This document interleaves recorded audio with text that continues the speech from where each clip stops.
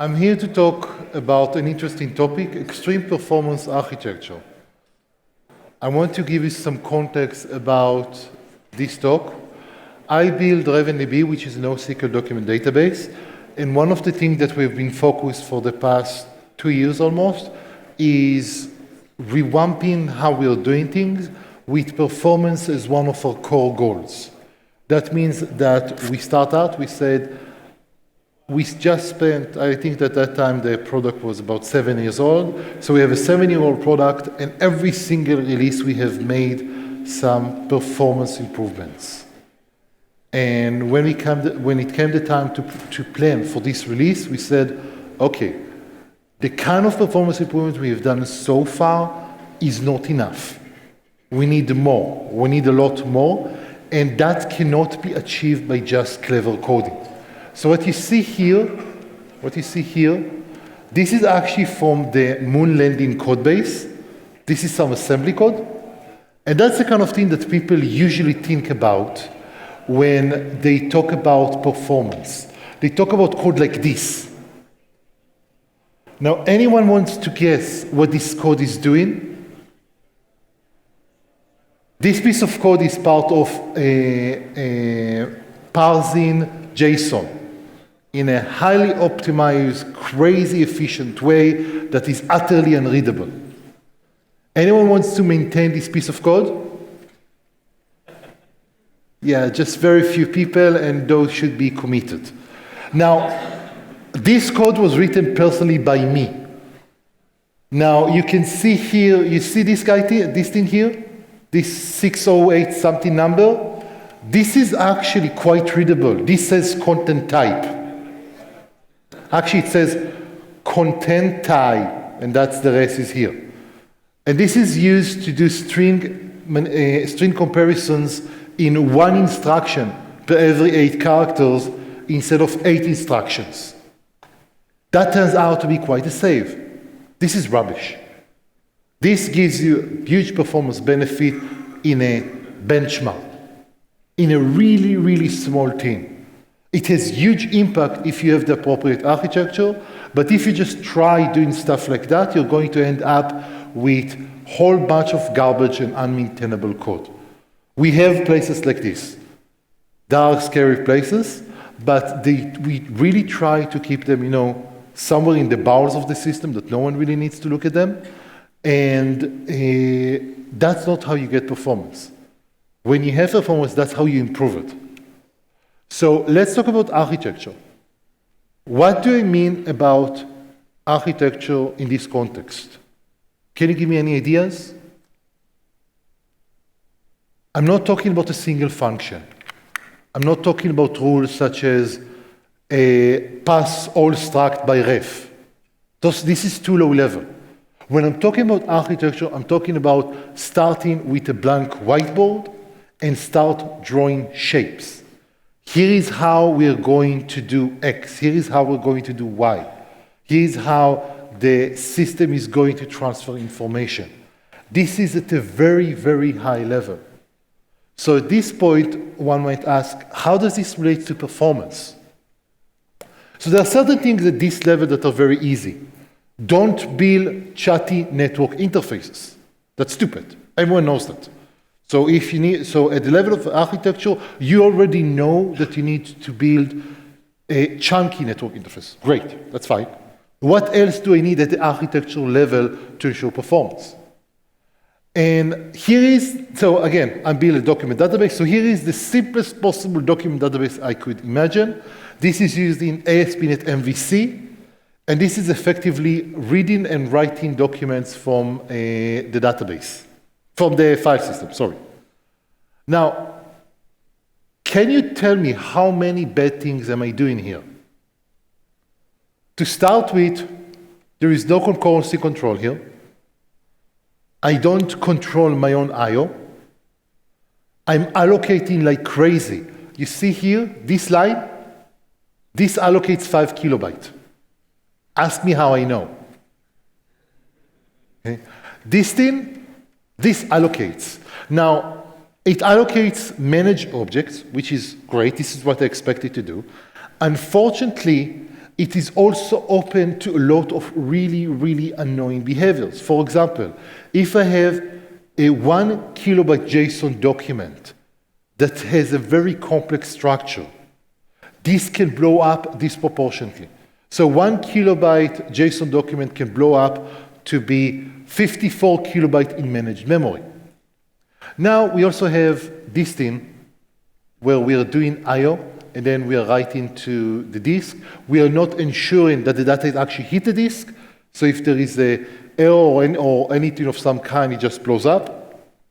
Same things here. This is actually, if you know what this is doing, this is relying on the operating system, on the get. This relies on the operating system cache to do some things, but honestly, this is purely accidental. The person who wrote this code probably never knew that there is an OS cache. You can see it from the rest of the code. And then again, allocate 5 kilobytes just because.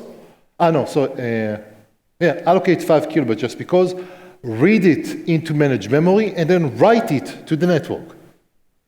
So there is a whole bunch of inefficiency here. Now, one might say this is just inefficient code. This doesn't relate to architecture. But typically, and I intentionally chose the simple read and write model, this is how you model pretty much everything in your system. This is how, so you start with this, and you start thinking about how you're going to actually do that. So this is the things that we consider to be our enemies. Again, we build a high-performance database engine. That means that we typically have very different view of the world. But number one issue is allocations. Specifically, manage allocations and lifetimes. Number two would be, Number two would be parsing. Just parsing the JSON. Then we have network, and this guy, I'm not going to talk about this right now. So what would be the immediate answer to allocation and parsing course?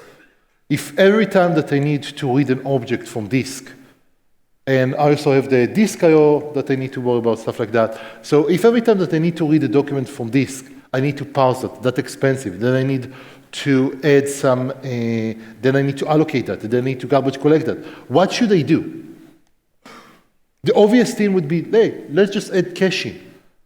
A lot of the time you're touching the same set of documents, so let's cache them in memory.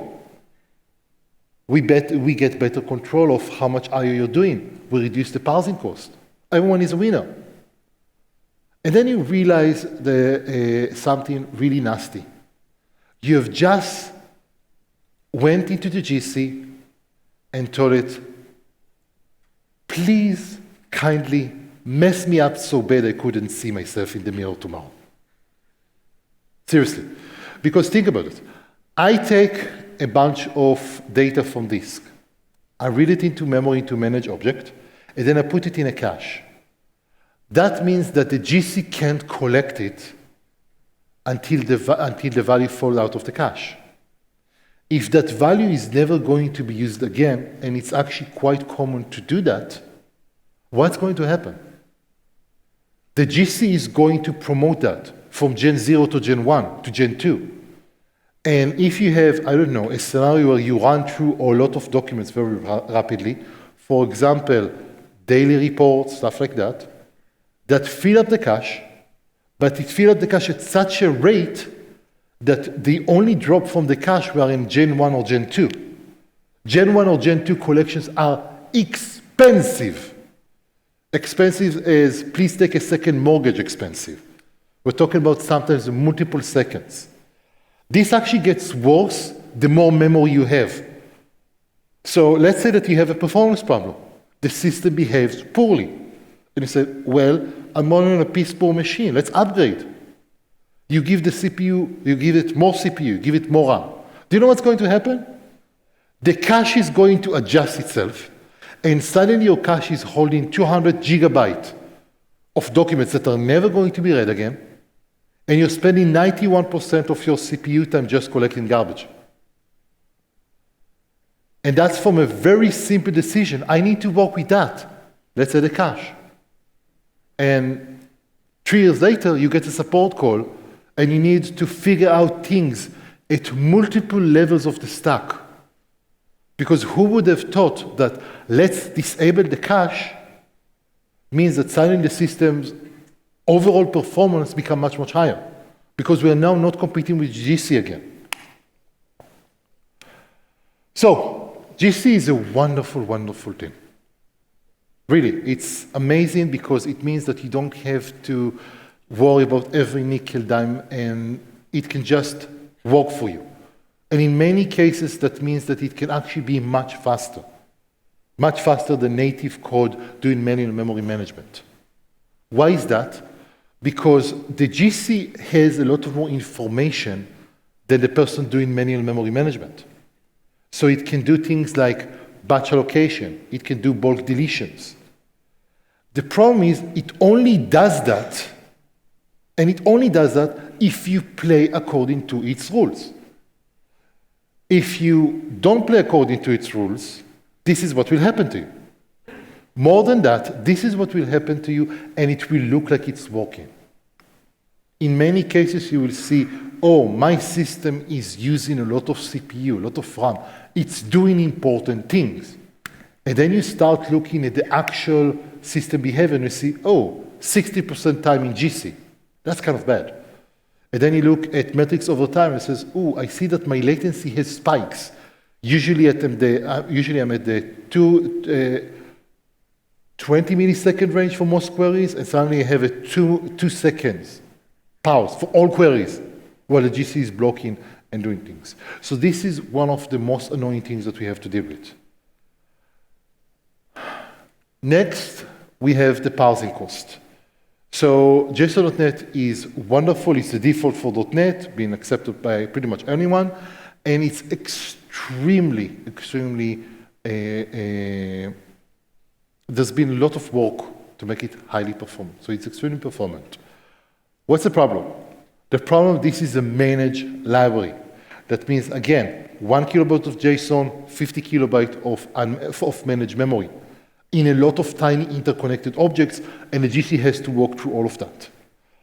And the really bad thing about this is that you still have a problem. JSON is a streaming format. What does it mean that it's a streaming format?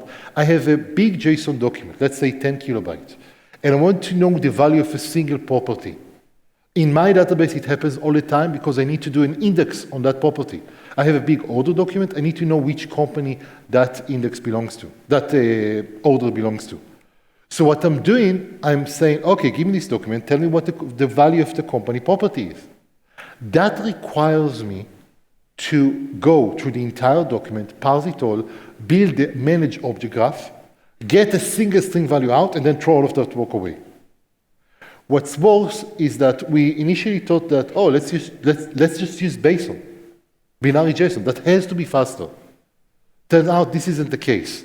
Now, I think that you can make BASON faster than JSON.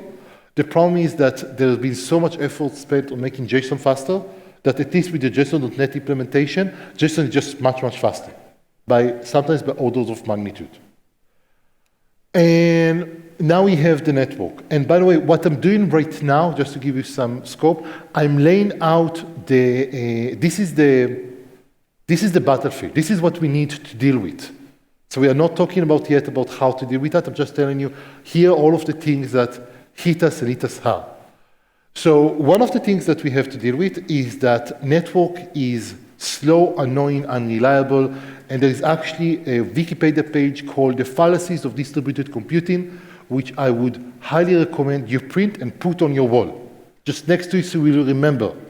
Because when you run into those fallacies, and you will realize that, yes, I was stupid, I assumed that this fallacy is true, and it wouldn't help you very much except, yeah, you're still stupid. But anyway, the problem with networks is that it's very hard to get it right because there's so many interesting edge cases. For example, if I'm sending you a packet and you don't receive that packet, then there may be some buffering going on. My TCP packet, my TCP stack is going to wait until it confirms that you got this packet, etc. So I'm going to block and everyone is happy. because then I have some way of controlling the latency of the request. I'm not going to send so much that the TCP bucket will overflow, my request will block. And that's great if you're a TCP engineer worried about the amount of data that goes over the network. It kind of sucks if you're making a blocking network call inside your database engine, because now you just lost the thread. And you lost the thread for what might be seconds. What is even worse is that sometimes you are able to get, you're actually able to get through, but very, very slowly. So now you keep writing and waiting, writing and waiting, writing and waiting, and you lost the thread for sometimes minutes. That means that you now have to spawn a new thread. That means that you have to pay for higher contention. And sometimes you will spend a lot of your time just thread switching. That actually leads to an interesting problem with threads in general. Ideally, you want a lot of threads doing the work to parallelize the amount of things that you can do, to handle I/O, to do all sorts of things. Problem is that at some point this becomes petty. Context switches will kill you. The other side is that this is not debuggable. And this is also something that is very important from an architecture standpoint. It relates somewhat less to performance, but it can help there quite a lot. But you want the system, you have to be able to go to running system and look at what it's doing and be able to say, you're at fault. Let's kill this thing. Let's fix that thing and do that. And not have to trace a particular operation through 16 different threads as it goes in and out. So network is a problem, threading is a problem, and I/O is really, really annoying. How many of you are running on Azure? Okay, just a few. How many of you are running on AWS? How many of you are running in production on spinning Rust, hard disk, not SSD, just hard disk? No one? One? Yeah. You should, yeah. I'm feeling sorry for you, honestly. I/O sucks. I/O sucks because there is this huge discrepancy between the amount of work you can do and the rate that you can get the data to you. And as it turns out, the entire I/O stack in any system you will encounter is a big fat lie. They lie to you all the time. We have this thing. Some of you may not know this, but this used to be a storage medium. It's still a storage medium, but now it's on USB. Now, the fun thing about this guy is that this is literally, there is a magnetic plate that spins and you read from that. And this is how hard disks work, even today, in a conceptual level. And that means that when you do an I/O read, in many cases you have to wait for something physical to move. With SSDs, even with the new NVMe, non-volatile memory hard disk, there is still cost to go to the hard disk. And the pipe that you have from the hard disk to the memory or to the processor is very constrained. That means that if we were just doing direct I/O, we would spend most of our time just just waiting, doing nothing. So the entire I/O system is based on a whole set of flags, where every layer has buffers on buffers on buffers. And that leads to really interesting behaviors. For example, I know that going to disk is expensive, so I'm going to buffer some information in my memory. And you know what the problem is? The operating system also knows that the going to disk is expensive. So it's also going to buffer something in memory. Sometimes the same something. But to take advantage of that, if I'm buffering a managed object in memory, it doesn't really help me that the operating system has buffered the raw bytes in memory. It just means that we're fighting for the same memory, or the same amount of memory. So, this is where we're at. This is the battlefield. What do we do? Rule number one, we want to make it 10 times faster. Now, I told that to my team, and they told me that you just pulled that number out of a hat. They didn't say a hat.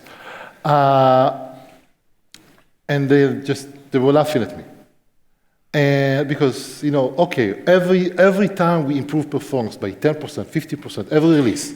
That was amazing. That's a really good number, especially if you can do that year over year. Now you suddenly want us to do 10 times faster? It's not possible, it's not realistic. And they were correct. Using the old architecture, it wasn't possible. So we have to do something different. By the way, this is, if you're a manager, or if you ever talk to a manager, this is a really good thing to talk about. Because in general, in this triangle, choose any two. You don't get to choose three. So there's a bunch of work that you have to do for the next release, and performance is only part of that. We want to make it cross-platform, we want to add additional features while we are making it faster, and obviously, I would really like to ship it sometime. Actually, we shipped the last RC yesterday, and the full release is planned for next month, so I'm happy that we got there. We are only a year late. So let's see what we are doing. And this is where it gets really interesting. So the first thing that we need to know is that we have to have some level of control over each of those.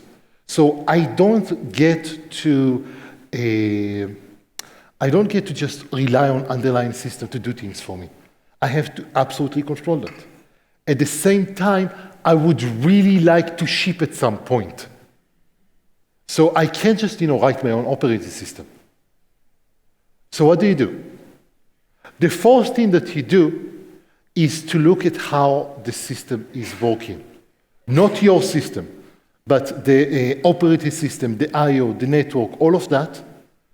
And then you start to see what you can do to not fight it. If the GC is causing us problem, there are two options.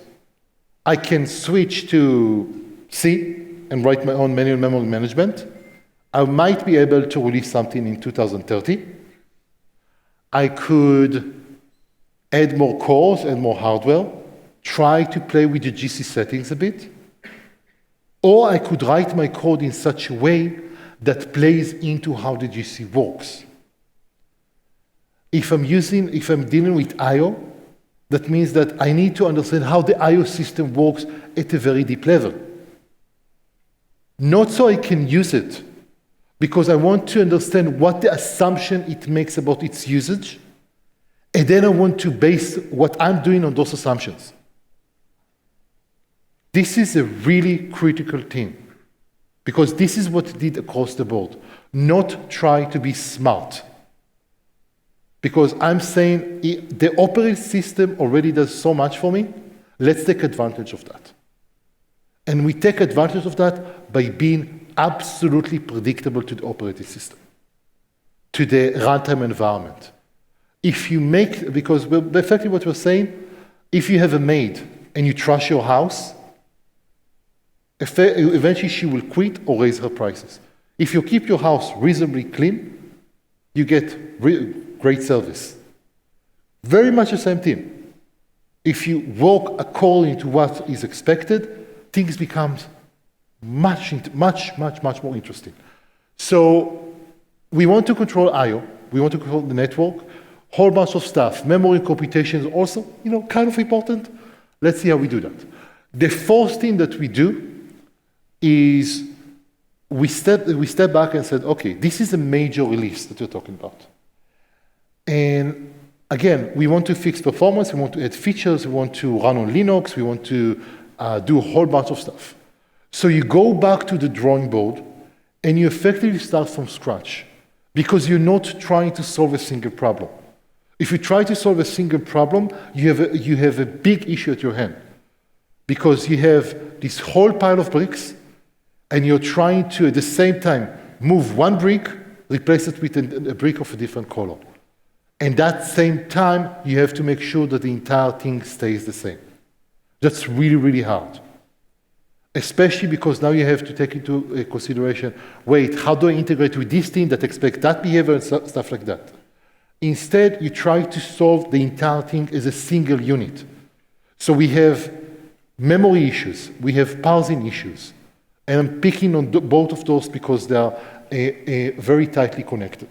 So the first thing that you do is you see what you can't or don't want to build yourself. In particular, I really like running on C#. It gives me a lot. Let's try to keep that. I want to avoid going to C++ or C if I can avoid it, if only because the error handling is so much better on the C# side.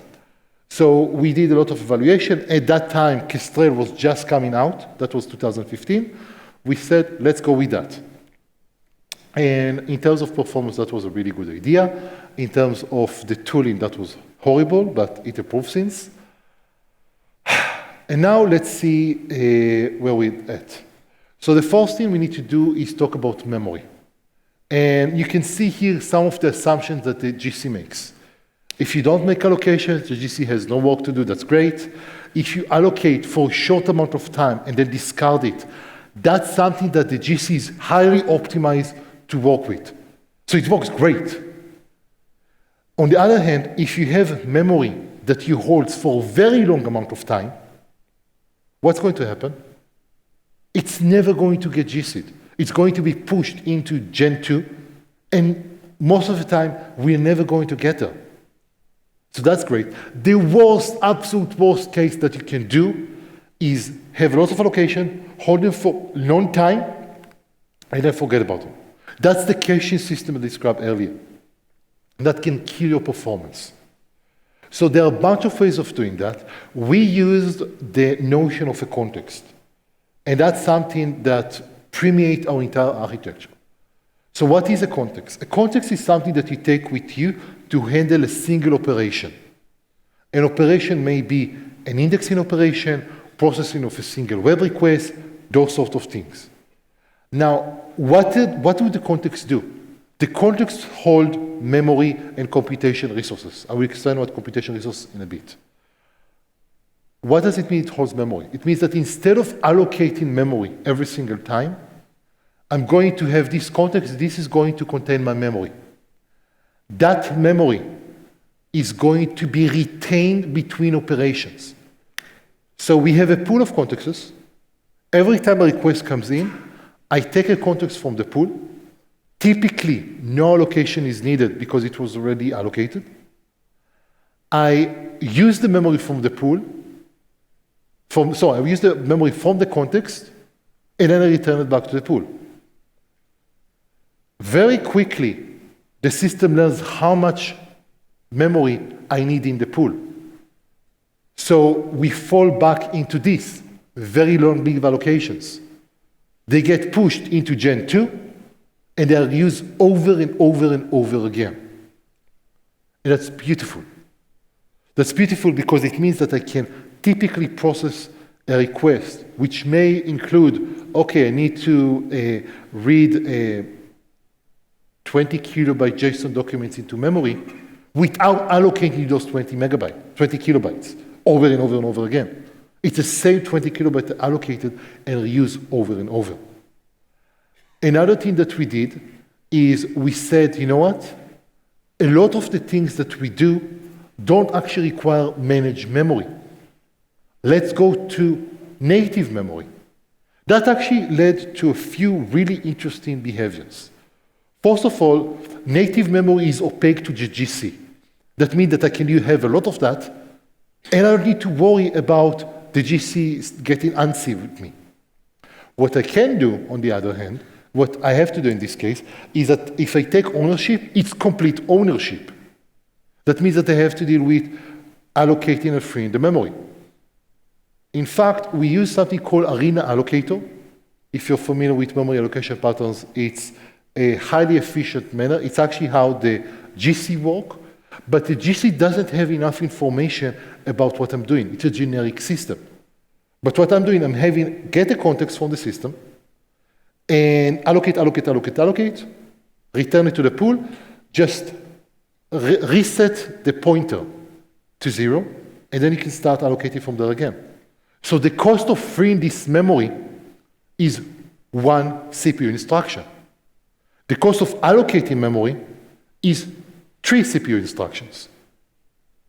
So that is a major change. Now I was able to reduce a lot of memory consumption issues.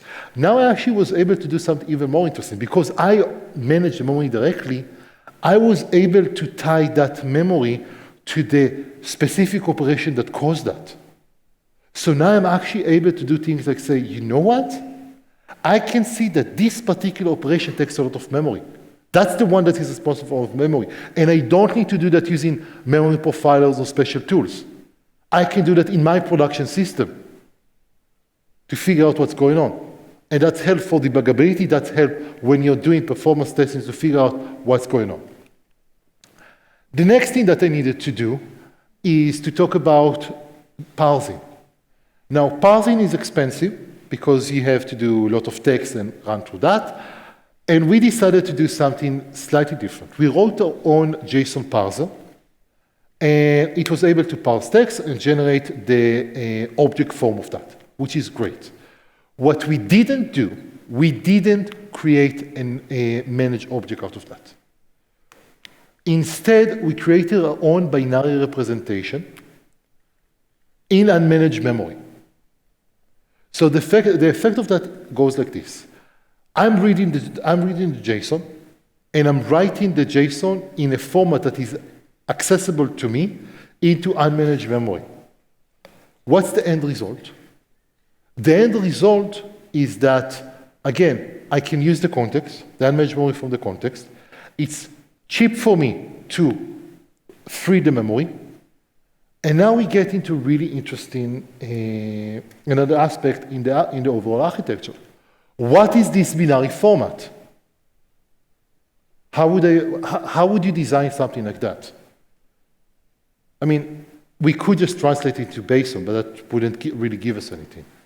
The key aspect that we needed here was that this couldn't be a string format. It's not viable for me to have to read everything from scratch every single time. So that means that it has to be a random access format. What do I mean by that? I have a 20 kilobyte JSON document. I read it into unmanaged memory. We call that format bleatable. And then I can just go to this chunk of memory and tell it, do you have a property called name? And it says, yes, I do. You need to jump 4,000 bytes, and the length of the property name is 6 characters. So I can just jump directly there and get the values. In fact, this is a bit more interesting than that. Because how do we ask the system, how do we ask this bleatable document, do you have this name property? Well, at the end of this object, I have effectively a sorted array of all of the property names. So I can very quickly check, do you have this property? And from there, I can jump directly to that property. Now, remember that I said that context also hold computational resources? What's the cost of doing a binary search? It's O log n. Now, O log n is amazing, but O log n has a huge problem. It means that you're always doing branching. And at high performance, branching is expensive. So we cheat. We cheat in several ways. One of them that I thought was really, really nice is that the context remember the structure. So whenever I ask, so first time I ask a document, do you have a name property? I do a binary search, and it tells me, you know what? I have it in position 2. Next time that I'm going to ask a document, do you have a name property? I'm going to start a binary search at position 2. That means that the common case, my search is O1 instead of O log n. And that can have a huge impact on performance when I'm dealing with a lot of structurally similar documents. Disk I/O. Remember that I told you this is a whole big stack of lies? So how do I deal with I/O? What do I do?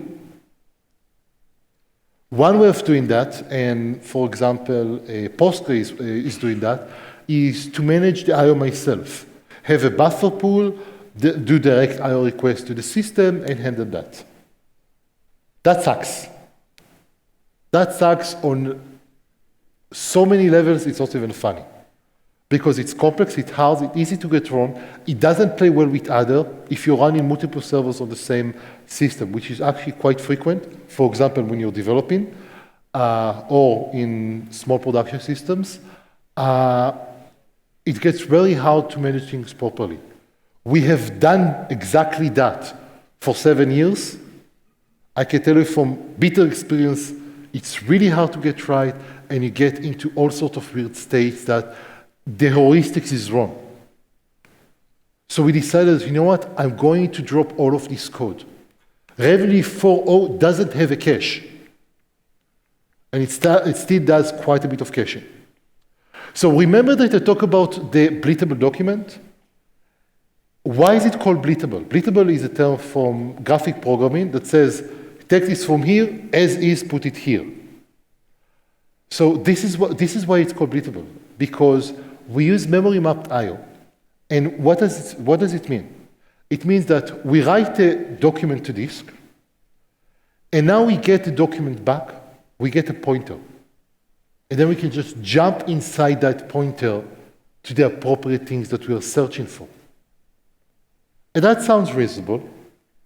That's why we're using so much unmanaged memory to specifically to enable the memory map, to specifically enable this particular scenario, to be able to jump inside that pointer. But why? What does it give us? It gives us something really, really interesting. It means that instead of managing our own I/O, we are going to rely on the operating system to do that. So memory map files works by having the operating system map a range of virtual memory to the disk, and whenever you access something that isn't already in memory, the operating system is going to page it into memory. And then it's going to reside in memory until such time as the operating system decides to evict it. That's interesting. When is the operating system going to decide to evict a particular page of memory? When is it going to decide to remove my document from its memory? The answer is whenever it feels like it.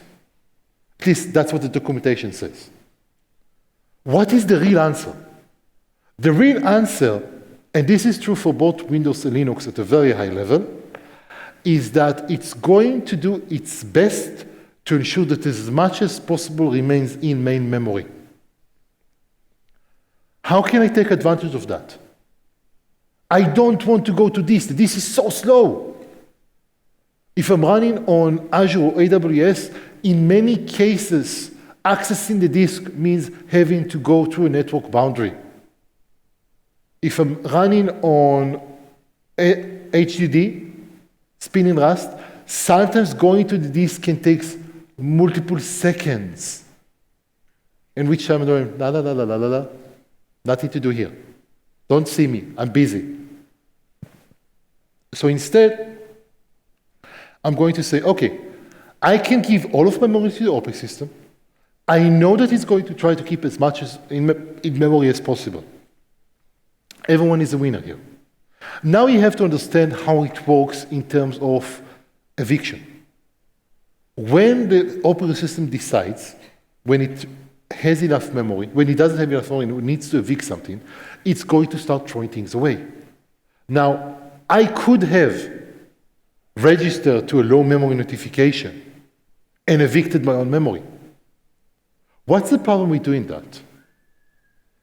The problem with doing that is that the operating system may decide to throw my memory into this, to page it out, even before I got the low memory notification.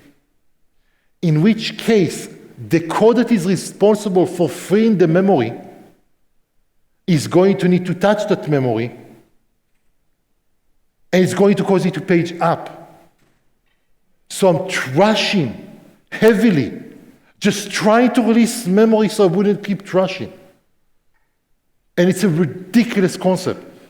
But we've seen it happen in multiple systems, where you're just so busy trying to swim that you drown. If you did nothing, absolutely nothing, everything would work.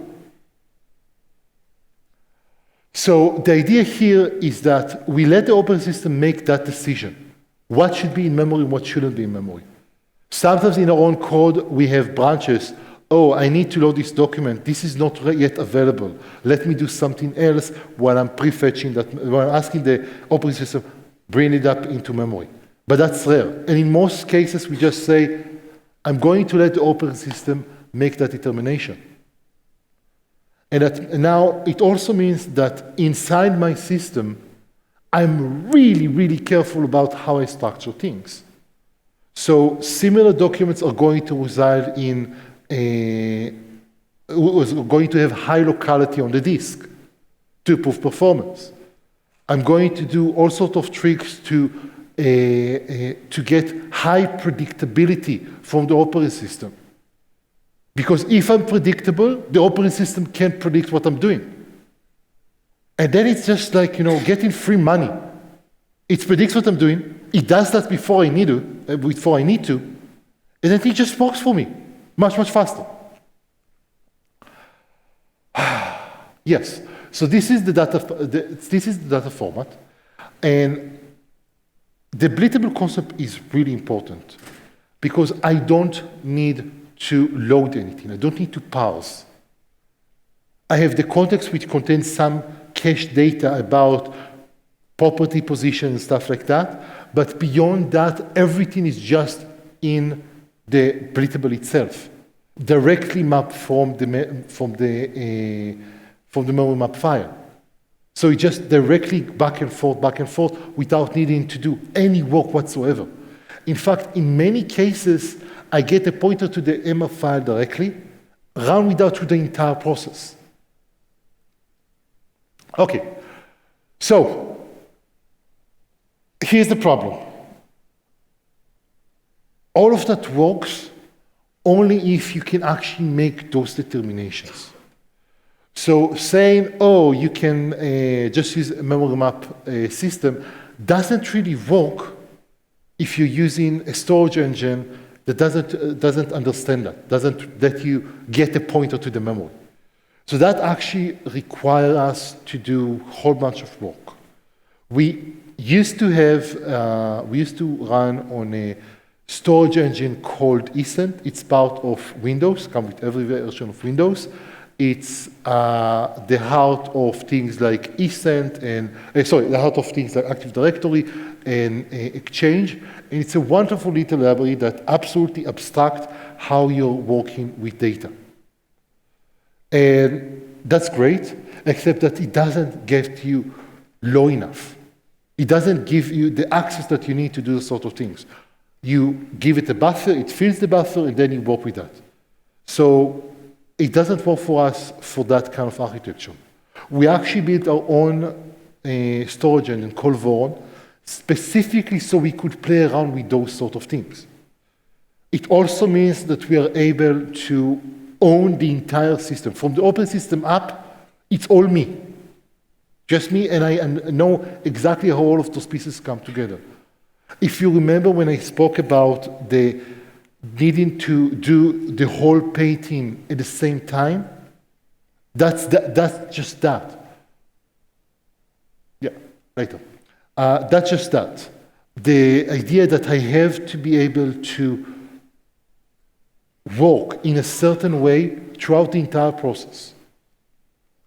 Now, saying that all of that gives you good performance is really somewhat misleading. What this does is enable good performance. Now, I'm going to tell you about the first time that we actually ran performance benchmark with the new architecture. So we've been working, I think, something like 6 to 9 months at that point, and huge amount of work, and huge shift in thinking how we're doing things. And at some point, we got everything, just right, because honestly, it was start file, start new project, and start copying certain things that we could still use. But a lot of that was, okay, even if I take this functionality, I have to change it completely. I have to introduce the notion of the context into it. I have to make sure that it uses the appropriate parsing routines, all of that. So it took a long time before we could actually see the first thing. And in the old system, under that particular benchmark, we could do about 1,500 writes per second. That's 1,500.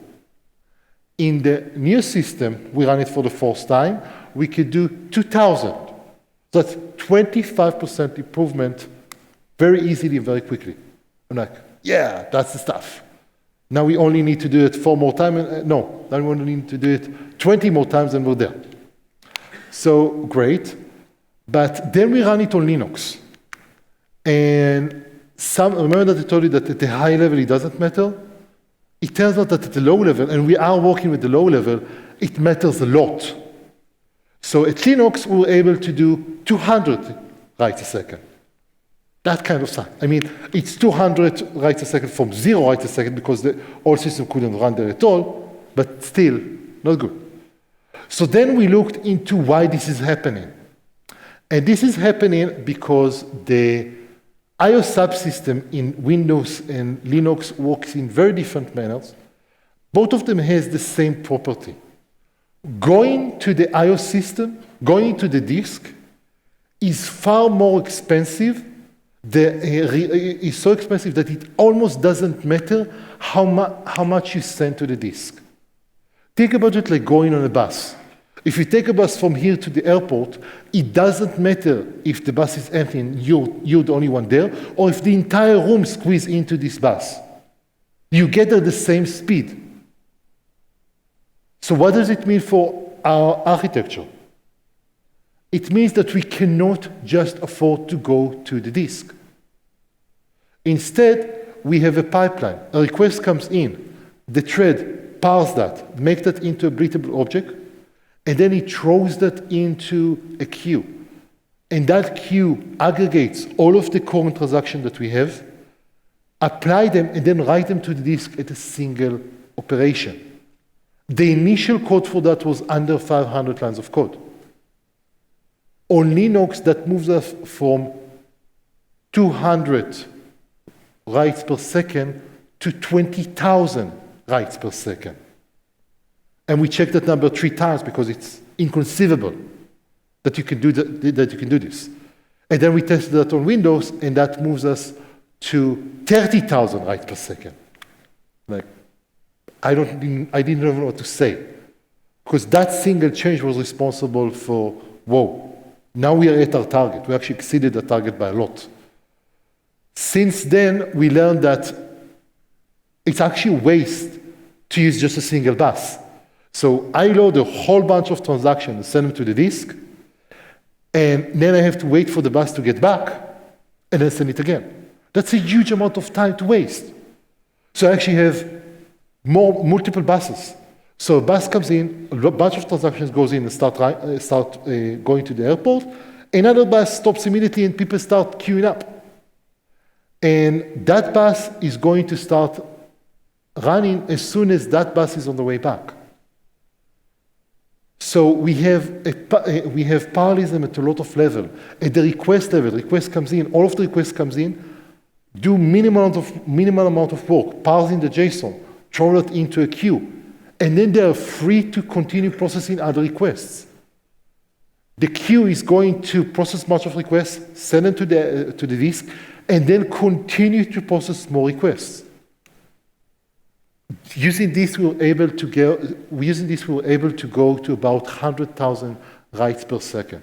Actually, the current number that we have is current number we have is 150,000 writes per second. But the minimum benchmark currently we have for release is 100K per second. For writes. For reads, I think it's something like 500,000. So look at this. So algorithms is usually the very first things that people think about. Oh, let's do it in O log n instead of O n squared and stuff like that. And that's true. That makes a difference in some cases. But the problem is that you have to assume, if you're already working on performance, that you're not stupid. That you've already done that sort of basic work. Now, to be fair, in some cases, you haven't. And we found some evil stuff. A few years ago, we found ON to the power of 3. So N, because someone wrote a loop where they shouldn't have. And that was annoying. But most of the time, you've already done this sort of thing. So we have the routing. So request comes in, and it needs to be routed to the appropriate handler. We do that using a tray. And we published some numbers, and I think that at that time, on empty responses, we can route around 2.5 million requests per second. And the idea here is that we took a lot of those ideas about, okay, let's use no allocation for the routing. Let's be very specific about what we are doing. And we published those results, and some guy on Twitter says, oh, you should have just used this other library that already does that. I've been doing that for many, many years. I said, okay, let me see what happens when I do that. And I try using that library. And that library conceptually is very similar to what I'm doing, but they did 2 dictionary allocation per route. And that meant that while we were doing 2.5 million requests a second, they were doing 60,000 requests a second at, I think, 50% CPU load, but we're sitting at 12. So those things matter. They absolutely matter, but in order for them to be actually meaningful, they have to be the gatekeeper, the hotspots. If we would take the routing mechanism, and this is a fairly self-contained piece, and we move it to the old system that we have, it wouldn't matter, because that wasn't where the hotspot was. And the annoying thing about doing performance optimization is that the hotspots keep moving. Okay, so this is the overall structure that we have now. If you remember at the beginning of the talk, I gave you the simplest possible document database. So what you have here, I cannot show you the code for what's back in that. That's a lot of code and quite complex. But it actually turns out to be beautifully simple. You have a request to get a document. So Kestrel is already doing async I/O. So we don't have lots of threads busy waiting and context switching, stuff like that. Then we go to the storage, and we say, give me this document. And it gets back a pointer and a size. And that is a bleatable document. And we can take that bleatable document and write it directly to the network. Now, to be fair, I'm not writing the bleatable output directly to the network usually. Usually, I'm actually writing JSON.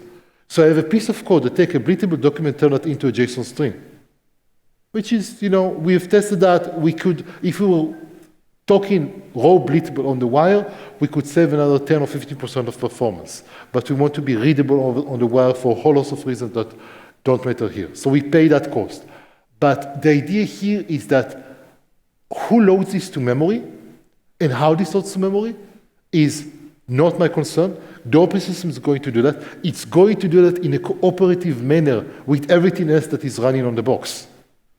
And in many cases, the notion of a working set at the operating system level become crucially important. And my typical numbers when I'm running high load is that I have 300 megabytes of native memory allocated, about 200 megabytes of managed memory allocated, and everything else is just memory map files. Now, why is this important? Because this is a memory map file, in most cases, the operating system doesn't need to do any work in order to discard that memory. Typically, when you need to do paging, the reason paging is expensive is that you need to write that modified page to disk. But we loaded that thing from the disk, It hasn't changed. So the operating system has a very cheap option. Let's just reuse this page of memory without writing that to disk because the version of disk is the authoritative one. So that is something that just works beautifully with the way that the operating system thinks and works. And the kernel handles all of the caching, all of the expiration, and it's wonderful. Okay, so most of we still do a lot of allocations. That's something that is on our to-do list, but most of them are really short for the duration of a single request. Consider that we do 100,000 requests a second on writes and 500,000 requests a second on read, and you can assume that request is very, very, very small. So that means that it plays very nicely to the way that GC works. Most of our memory is statically allocated eventually in the context pool. And blah, blah, blah. The rest I already talked about. And this is really interesting. A lot of the architecture is in the code that isn't there. You aren't going to see caching code because there isn't any. But we rely on caching heavily. We just rely on that on a different level because of the way we work. And a lot of the code related to performance is not in how we write the code or, let's see some assemblies or stuff like that, is how we lay out the data. High locality in the disk, high locality in memory, reducing the amount of work that has to be done, those sort of things. And that was a major shift in thinking because previously it was, yeah, I can write this. And now, yeah, I cannot write this and still get the same thing. Questions? Oh, I need to. Can I get this here? Yes. So was C# a good architectural choice for performance critical product and what was considered? So practically speaking, yes, because we are extremely fast and extremely durable. We consider going with C or C++ as two distinct options. The problem with that is that there is a huge amount of work that you have to do in C or C++ just to get started. And this is a fairly constant cost. So for example, everything I just talked to you about was in my hot path. We did some metrics, and about 20% of our code is being run 51% of the time. As you narrow down the time, you realize that smaller and smaller pieces of code are running most of the time. So I think that the number is 0.8% of our code is running 99% of the time. That's the context, the parsing, those sort of things. They have to be extremely efficient. Everything else doesn't have to be. If I have an endpoint that is used to manage the server, I want to have all of the advantages that I could have. I want to be able to get the convenience of not worrying about memory, not worrying about that, and just being very, very fast. So what is your main competitor and how they stand? That's complex because there are two types of competitors. One of them would be relational databases, and the second one would be things like Couch or Mongo or maybe Cosmos. And a lot of that depends on the actual benchmark configuration that you want and what scenario. So for example, without defining any indexes on the data, Mongo is about 25% faster than me. Once you start defining indexes and actually executing queries, we are significantly faster. If you're comparing us to SQL, to Oracle, to stuff like that, then you need to ask, what are you trying to do? If you're talking in terms of bulk import, stuff like that, we have a demo outside. I'm importing 1.25 gigabyte in about 20 to 30 seconds on a 3-year-old machine with 1.3 gigahertz system. So it's difficult to answer because of the scenario, because what you're doing. in most cases, the scenario is different enough that you can't do direct comparisons. Honestly speaking, if you get to the point where you need 100K writes per second sustained on a node, you're probably doing something wrong. You need more nodes to start with. But this is actually a very common scenario if you're doing things like bulk data imports, daily jobs, those sort of things. So it's really important to have those things, but I would say that we are now in the top 10%, something like that, and we still have ways to improve, but we also have a ship date, so that stops us from just, keep increasing the rates. Okay, so internal benchmarks and testing. We typically use a tool called WORK, W-R-K. This is a HTTP benchmark tool, running that between two machines on the local network with either 10 or 20 gigabyte network cards. We're able to saturate both of them. And that's about it. That's how we test the request per second metrics. We have other benchmarks that test things like bulk insert speed, how many subscriptions you can have at one point, those sort of things. Those are mainly custom. Those are basically, by the way, we just had a major perf improvement in bulk insert by changing how the client side worked for that. So the server was able to accept much more than the client was able to send because we focused almost all of our attention on the server side piece. And do we take advantage of L1, L2? Yeah, absolutely. I intentionally talk about the architecture side of things. Some of this is here.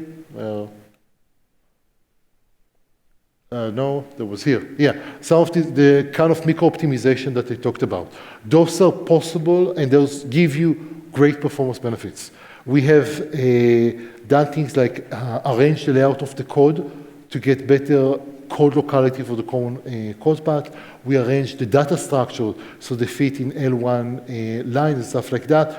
All of the usual performance work. But there is a colleague of mine who just gave a talk in .NET Moscow just about those kind of things if you care about that low level of details. That's it. Thank you, guys.